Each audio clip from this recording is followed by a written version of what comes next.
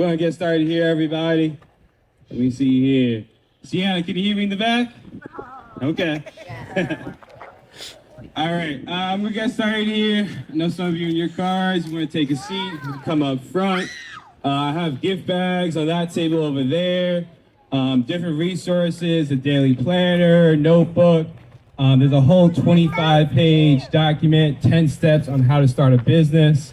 It's a great resource if you're looking to start a business or looking to start a project. So definitely feel free to grab one, two, or a couple for somebody at home. Let's get started here. Again, my name is Sebastian Suje. This is TED Talk on the Block. Thank you for showing up, everybody. So basically, thank you. Just before we get started with everything, just brief background on me. I am a full-time English teacher. I teach ninth grade, also 11th, 12th as well for African American Studies. I'm also a founder and owner of a tech startup, which works on art advising.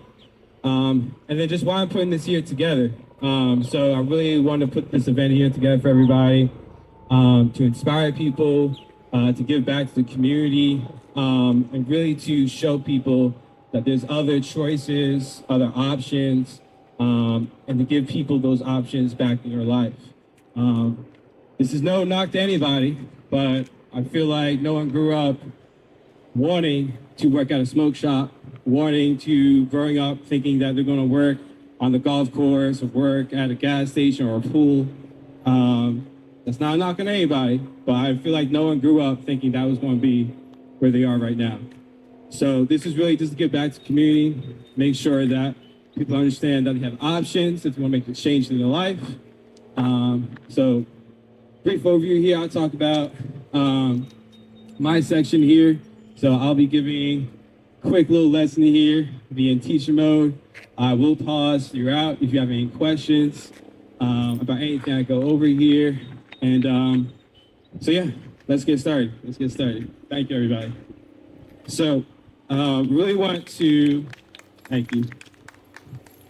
So really what I'm talking about for today is I'm not going to tell you exactly what job to go into, what industry to go into, what field to go into. I really want to talk about at the overview level, the concept level, thinking about what it takes to gain these skills, get into a new business, get into a new field. So again, if you want to grab a notebook or planners in the back, go ahead. But really, starting from the beginning here, a lot of us want to, when we have a goal or we're starting something new, we might start with the goal first in our future. But actually, I like to use something called inversion, which simply means to flip it. So if you have a planner or you can just think about it in your head, I want you to don't think about your goal, but think about the future that you don't want to have. Think about the future you don't want to have. So think about it in your head for a moment, but it could be a few things, right? Maybe you don't want to work at a desk your entire life. Maybe you need more control, work-life balance. Right. Maybe you don't like working with certain people. Maybe you're a little bit more of an introvert.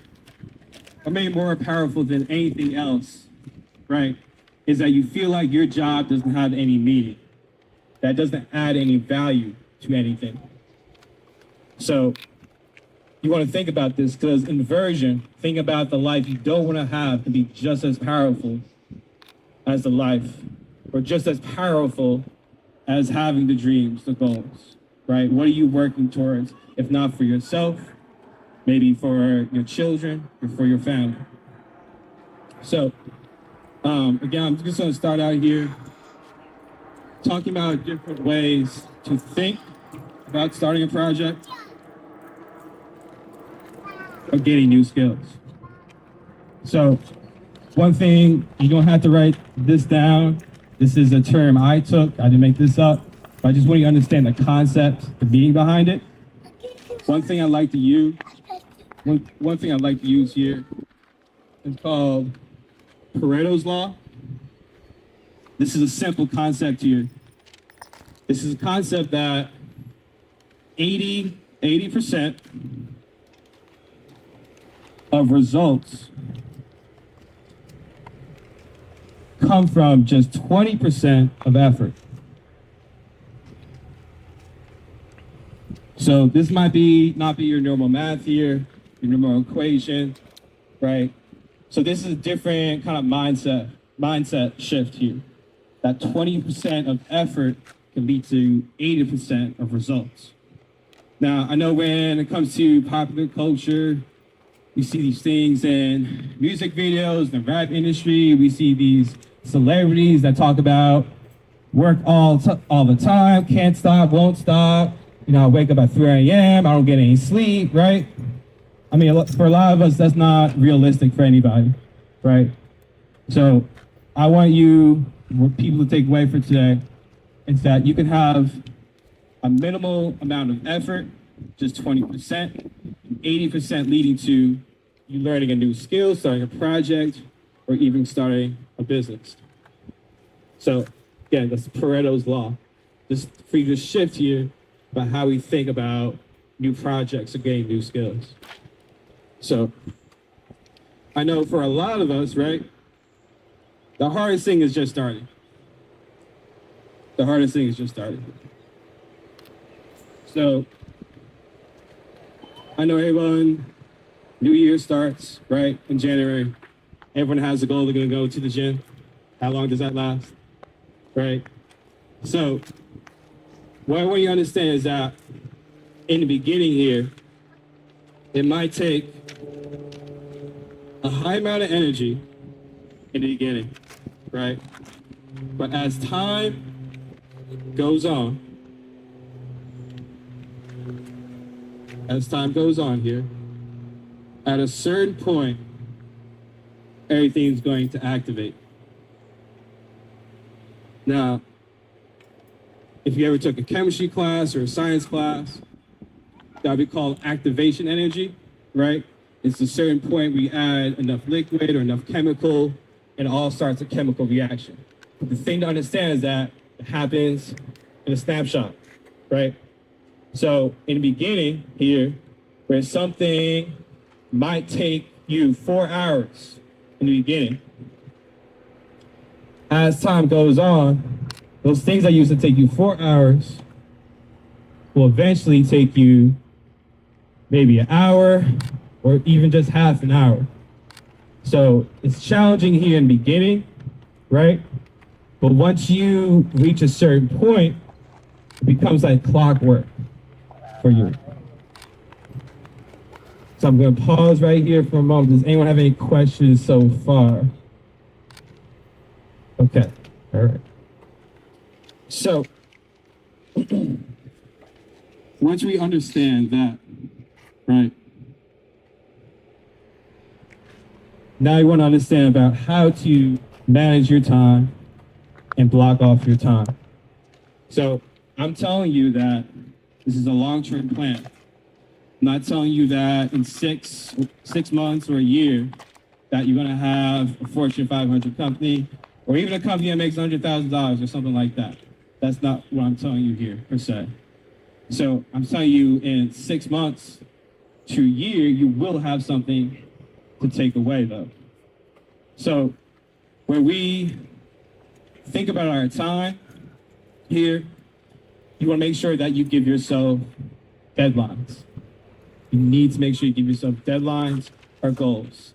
Even every month, couple months, have a 3-month goal, 6-month goal, 9, 12, right? Because again, I'm gonna write this down here. You have to write down the term, but just understand the concept.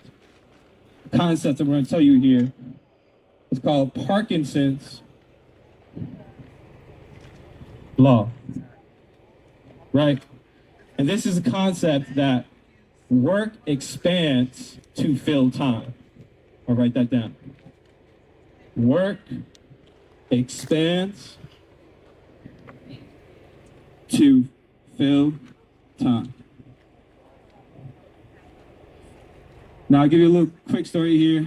I think a lot of you can understand this here. I used to work at Walmart. I had a little job with unpacking shoes for inventory, stocking, and I understood that I could get the job done in half a shift, but how long did I probably take? The whole shift, right? So it's this fact that if you don't set down set goals for yourself, set deadlines for yourself, things that really could have taken you a month is now taking you half a year and holding back your goal. So Parkinson's law of theory is work expands to fill time. So I'm telling you again, all it takes here is an hour of your time, 45 minutes, or even half an hour. Because if you're not doing this, if you're not setting time for yourself, it's either you're working 8 hours for someone else's dream or an hour for your dream.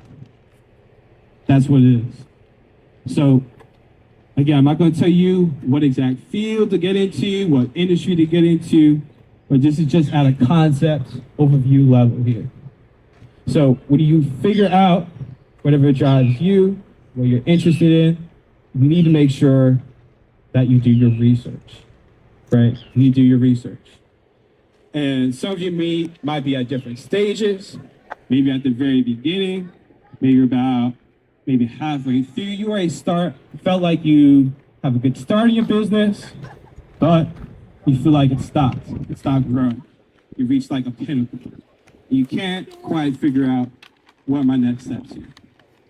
So what we plan here, we actually start backwards. And this is something that teachers actually use. And the thing here is that you start with your end goal. And then whatever that end goal is, you break that down into smaller parts, and then smaller parts, and however small that you need to. But this is going to be your starting point, wherever that is.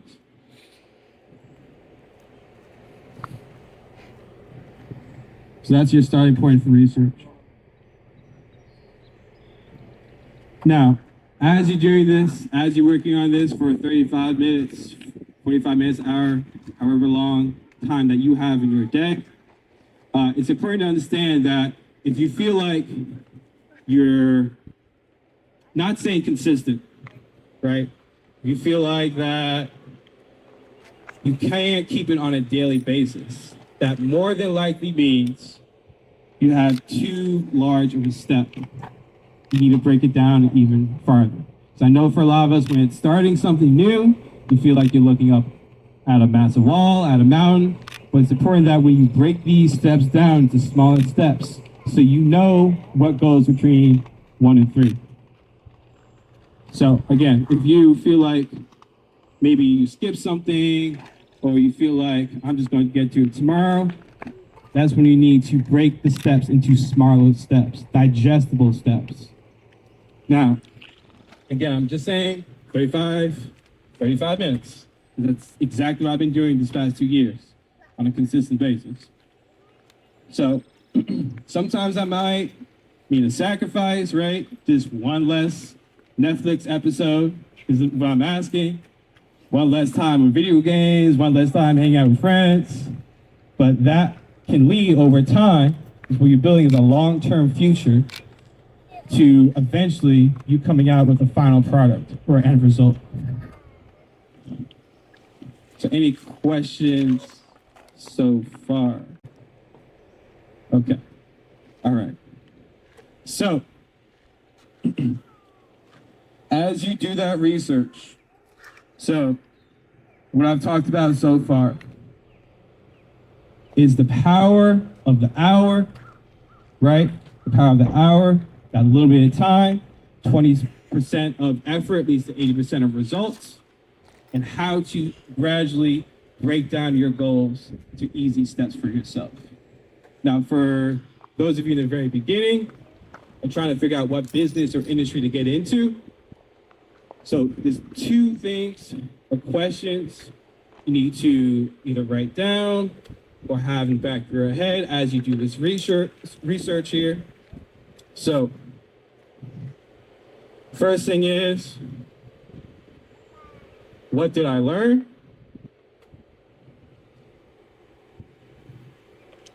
Or accomplish? Right? And when I say accomplish, that doesn't mean it has to be anything concrete. It really doesn't. You understanding a new concept, a new theory, or just understand what credentials you need to get to this field is an accomplishment in itself, right? So when you do your research, wherever you are in your steps, again, even if you're starting from the beginning, or if you're trying to do research on how you can build your business even farther than what it is right now. So that would be, I would say, the first thing. Again, I would write this down, either record yourself, notes app, voice memo, whatever it is. And my second thing, I would make sure I take away each and every day I research here, or practice my activity, is what are my steps for tomorrow? What are my steps for tomorrow?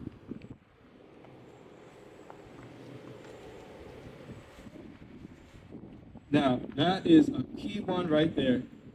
Because when I say 20% equals 80%, it's not just 20% of anything. It's 20% of refined research, refined steps, right? So if you know each and every day what you need to get to from the very first minute, you're not going to waste any time, right? There's not going to be, all right, what am I doing today? All right, maybe I should do this or that. No, you know exactly on the first minute what you need to do as soon as you start your timer. So I would say when you begin your research, gain these new skills, make sure you take a note, record someplace, right, where you have this information. So if we're starting from the very beginning here, basically what you're doing here is just building that foundation in the very beginning. Or your fundamentals. So I'm saying this too, because even if you fail, you are still going to win. If you don't start your project, start your business, at least you have these fundamental skills, a new career, a new field that you didn't have before, just 6 months or a year ago. So even if you fail, you are still winning. All I'm asking for all of you is not money, not resources, but your time that you can all set aside. Now, it's a little bit of an investment. You're investing your time. A lot of people talked about, in terms of investment, Bitcoin, right? That was the big investment that everyone's talking about. So a term, this is, again, I took from investing, it's called asymmetrical risk, which perfectly describes Bitcoin. So this is the thought that small risk can actually lead to a major return. Right.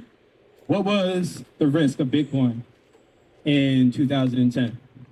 It's either you could have bought Bitcoin or a slice of pizza, something from McDonald's. That's all it took. But if you bought Bitcoin back in 2010, what would you have today? Enough to buy a car, enough to buy a house, right? So the small risk I'm asking for all of you is just to set aside that time, right? So even if we don't get to the major return of the business, right, then you still have those skills that you can take with you to either a new career, new job now. Now you have the ability to move in your life, transform in your life, right? So I'll just talk about briefly here how we think about starting a business, or maybe you're really confused about where to start, right? And one thing I've heard that really sticks with me is solve your own problems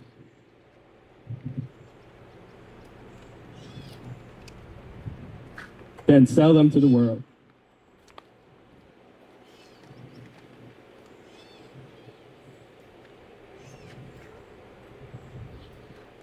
So when I say solve your own problems, right, that can be either personal or in your business experience, right? What is something that has a nuisance for you? Something that you don't like doing in your day? Or maybe what's something that you've seen at work, you've experienced at work, you feel like this doesn't make any damn sense. Why are we doing this, right? That is an opportunity for you to start a business. It is the small things that you don't think of. But again, you don't have to think of a novel idea. You don't have to think of something brand new. It is all right to have competition in your field, right? So I'll give you a brief story here about how I have used this to solve my own problems, right? So a number of years ago, I began collecting art. That's something I was interested in. I thought it was cool. I liked the way it made me think. I just liked the way it looked. But I understood that collecting, it's hard to find out when stuff is releasing and getting information from certain artists. So I have created a platform that connects artists directly with buyers, with art collectors, right? So that is an instance of me solving my own problem. Again, this was just a hobby I had. I just like collecting things, and turning that into something where I can then sell to the world. So think about it like that, about how you get started if you feel like there's something you don't really quite know where to go. So, any questions so far? Okay. So, now again, I'm not trying to give anybody exact steps for what to start, right? Because there is no science to business. It's sort of like a magic, right?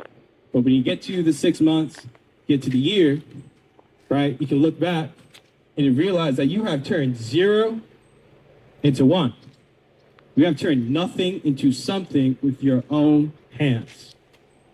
At the end of 6 months or a year, you have turned nothing to something. That's powerful. So, as someone here who has a business and just been doing a lot of work recently on the background, if there are 2 skills I feel like every business needs or needs someone to hire for, essential business skills,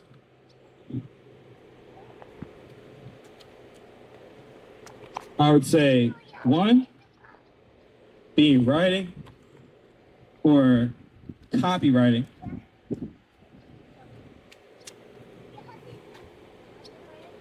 So that's actually a key skill there, right there.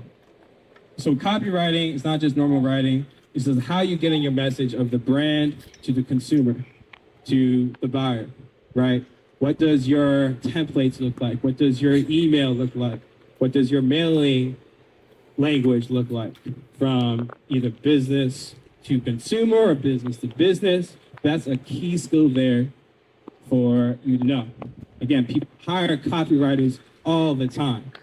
People there's not enough copywriters. So that would either be copywriting or writing. And the second thing here, I would say, is marketing, which essentially, how do you get your product out into the world? How do you get your idea, your thought, your service, whatever it is, out into the world? Now, you could have the greatest business idea of all time, but if no one hears about it, it does make a difference, right?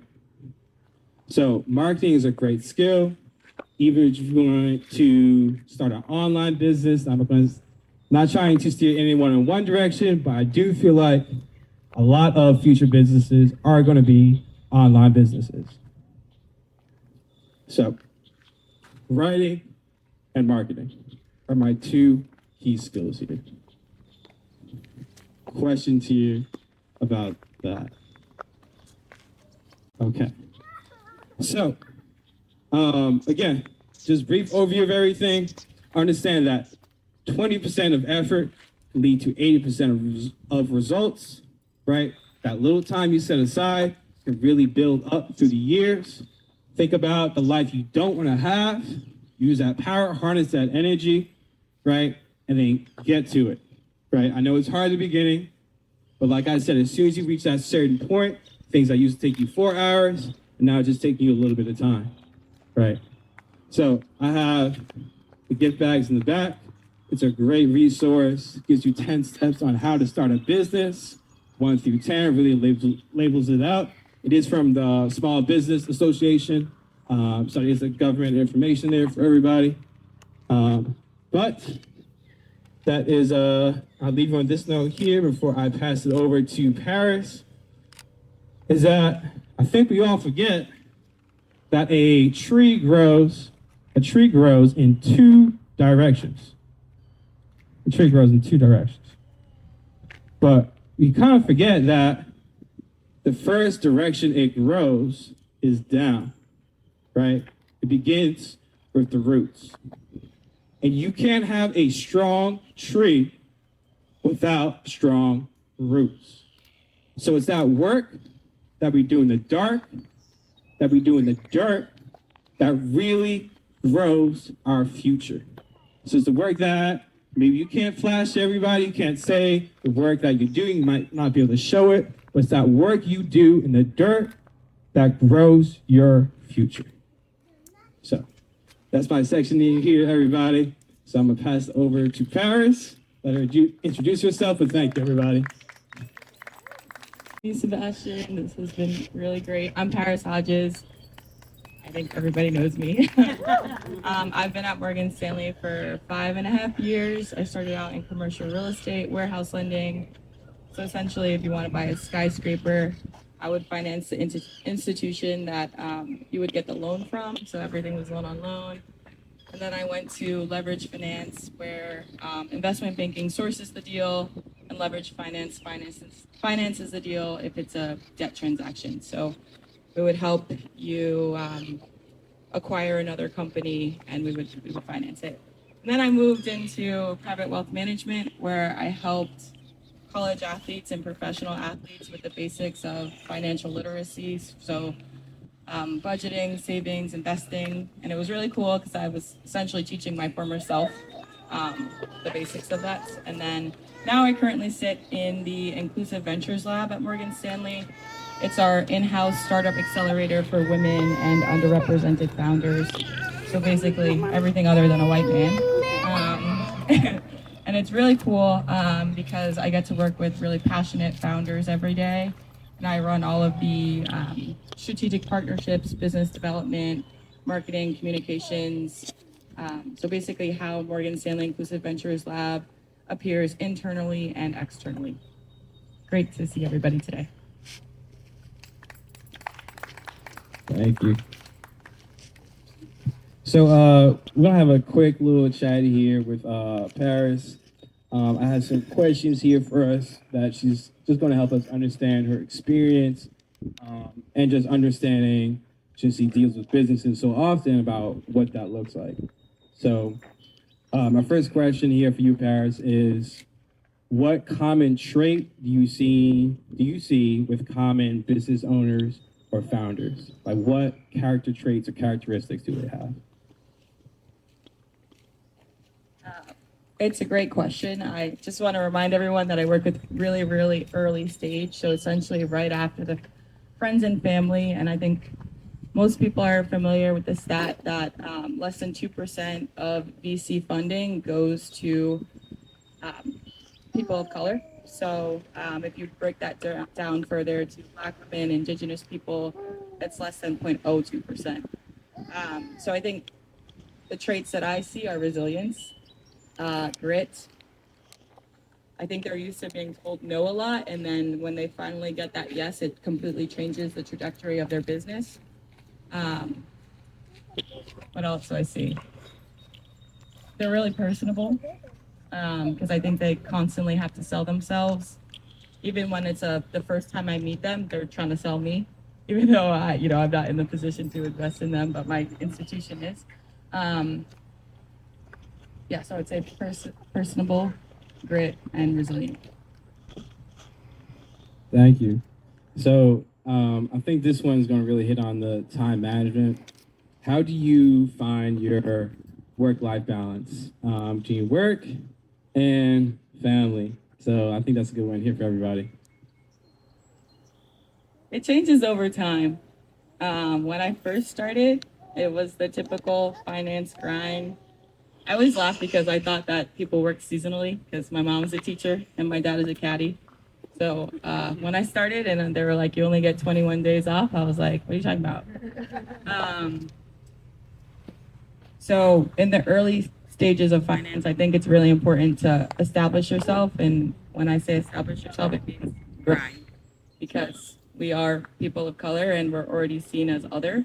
So you have to come in, you have to stay those late hours, you have to work, you have to network, and just establish yourself as that girl that gets in early and leaves late, and that has a good work product. So I would say I did that for my first 3.5 years. Now I'm a vice president and I'm chilling. Like I pretty much work yeah. I work 8 to 5:30, and I work from home on Thursdays and Fridays. So and I'm raising my beautiful daughter over there. So I think it comes with time and it changes over time. I think that's a great one there, Paris. I feel like a lot of people struggle on that, of finding that work-life balance, and I think you do a great job at that. So, with looking at your career, looking back here, what are maybe some things that you would tell high school you self? Like, are any things that you maybe change, or maybe just tell them what? Like, what would you say to your high school self?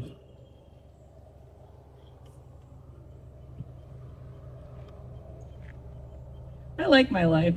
I'm happy. I always thought about, so I played basketball in college and I never had aspirations to go to the WNBA or anything, but I never applied to any schools outside of the ones that were recruiting me. So maybe I would have told my high school self to apply to some of the other schools, but who knows, if I went to another school, I might not be where I am now. I would have told myself that studying is important and it will all pay off, and the sacrifice of, nothing's close here. So the sacrifice of having to drive an hour and a half to my basketball trainer or my AAU event, it was all worth it.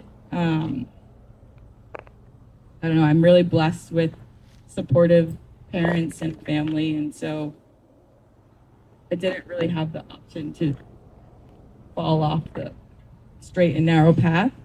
But I guess just reassuring myself that it's important to study, it's important to build these habits and these fundamentals early, because carrying it into adulthood is that much easier.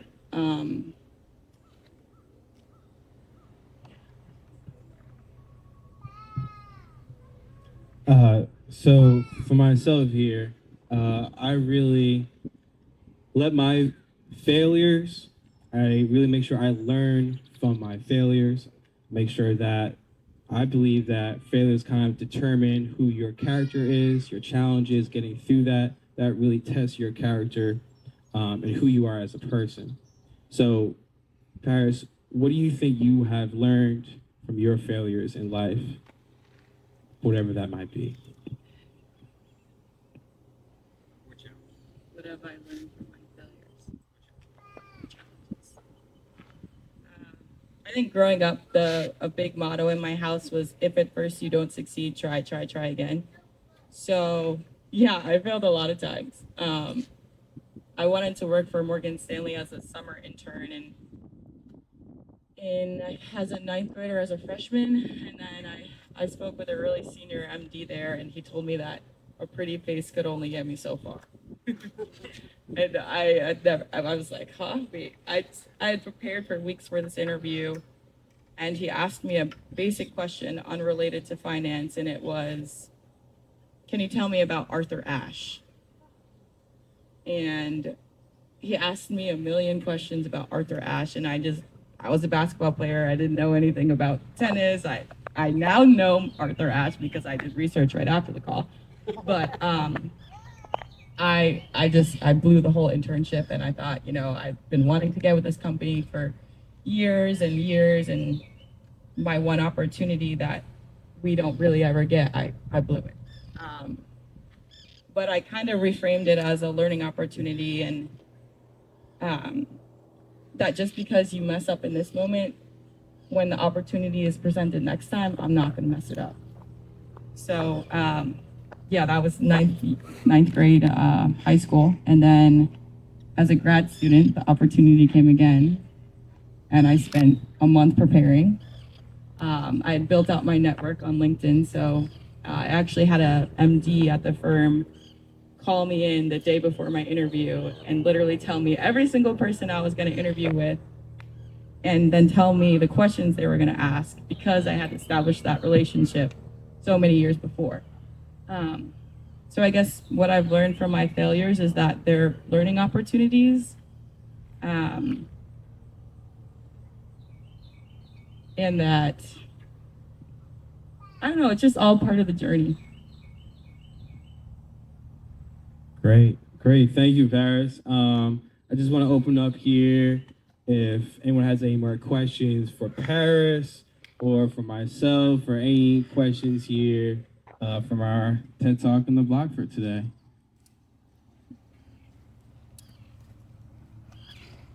No, all right. Thank you, Paris, and thank you, everybody here.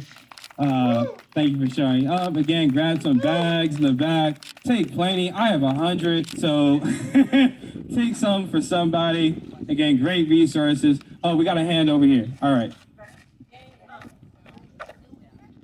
That hand is a question.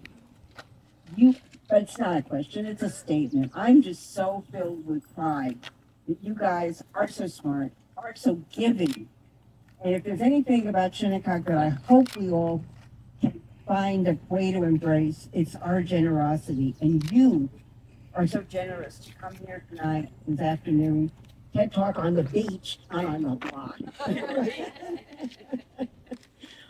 But this is beautiful, and I'm just so appreciative of both of you sharing your hearts, sharing your minds, sharing your love, and we want to share our love back to you. Just thank you. Come again and again and again, and whenever, and as you learn stuff. I know you guys are into tech and all that stuff, so you find ways of connecting, of inspiring everyone else, of the ninth grade self, the high school self. Sometimes it's the fourth grade self or the third grade self or the getting ready for kindergarten self. That's so beautiful. So thank you. I got one. As you're both former students of Southampton schools, correct? Yeah. Okay, so there's a lot of negative press that Southampton schools get. Could you tell us what your positive moments were at Southampton? Why were you able to be successful at Southampton School? when other students claim they're not, or parents? Or what can Southampton School do better to help students who are challenging with their education? Y'all go second. You. So I would just say to any young person right there in their life, don't let circumstance determine your life, right? Even if you have whatever challenge that might be, whatever things are going in your household or in your community, don't let that determine you and shape you or shake that off your goals, right? I think I had a great high school career. I was very fortunate to be a student at Southampton High School. Now I'm teaching in Detroit at schools that don't have nearly the amount of the same of the funding as Southampton High Schools. But what can I do as a teacher and just look at my students and tell them, hey, we're all working in a broke school, right? That we don't have enough of these resources for books, for curriculum, for textbooks, even for pencils, right?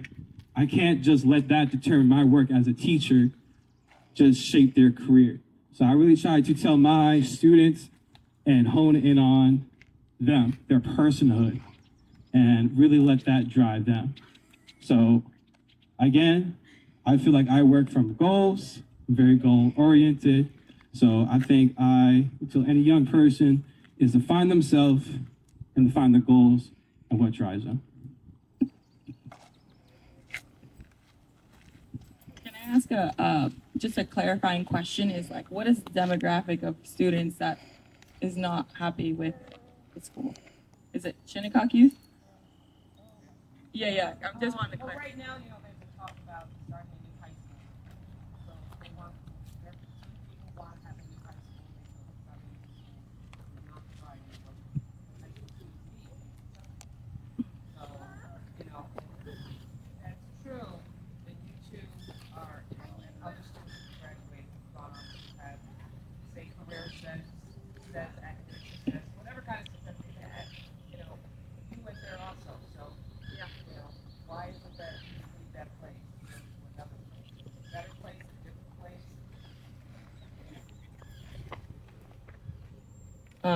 It's the same question, but why would you want to leave to go to a better place? I don't know. I don't know. I think the things that worked for me was having my mom in the school, but not everyone can do that. I think having Junie there is a big thing, Junie and Sherry, because it allows you to feel seen. I think sports were big for me. I think even I remember Miss Bowen, I was going to your art classes. So it's like things to do outside of school where you can make friends and community and feel seen and do the things that you really like to do. So like the extracurriculars for me were a big deal, the sports.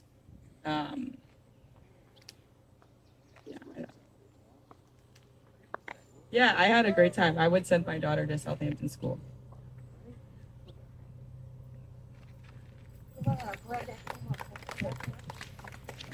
Last question. Uh-oh.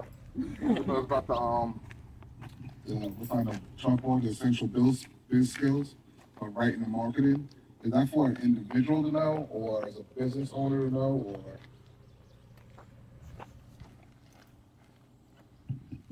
or? So I would say it's for both, writing and marketing.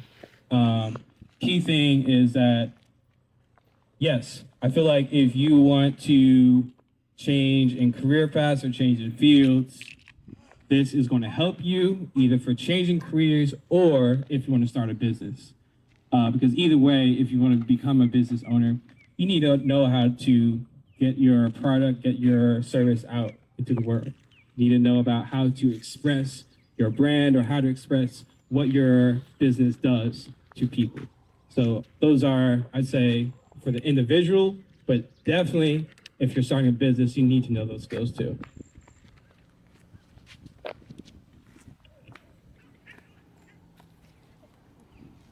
Any last questions here?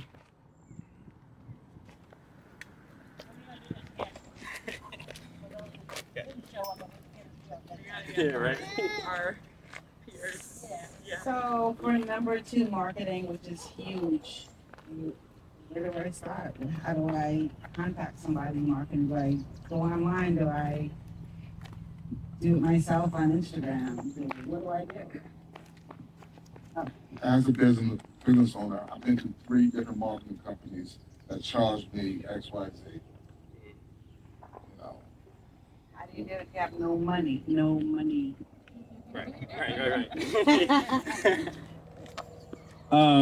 So first thing is there is a whole resource in the gift bags that I gave you. I think it's either 4 or 5, but it gives you a checklist of marketing channels, different marketing strategies. So I would say is for what you were just saying there is that you went through different marketing agencies, you weren't finding success. I feel like that it would be important to know just how do you check that agency if they're doing a good job or not, right? Just learn some of the fundamentals in that skill. But as you're learning, I think another question was, how to get into it. We have the internet. It's a fantastic resource. So many free articles on the internet, different blog posts, different everything. So that does mean we have to read. I know people don't like that, but that and YouTube has also been a great resource for me. And there are plenty of books out there too. One book that comes to mind is one page marketing. And it's a thin book there, but that really outlines, some of the simple fundamentals of marketing. But for any of these skills here,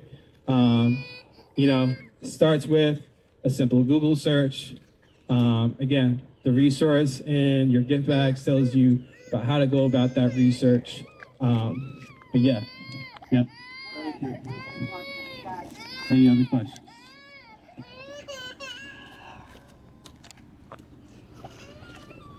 All right, so that concludes the event. Thank you, everybody, for showing up. I appreciate it. Love you all, everybody. Ryan, what you can also do is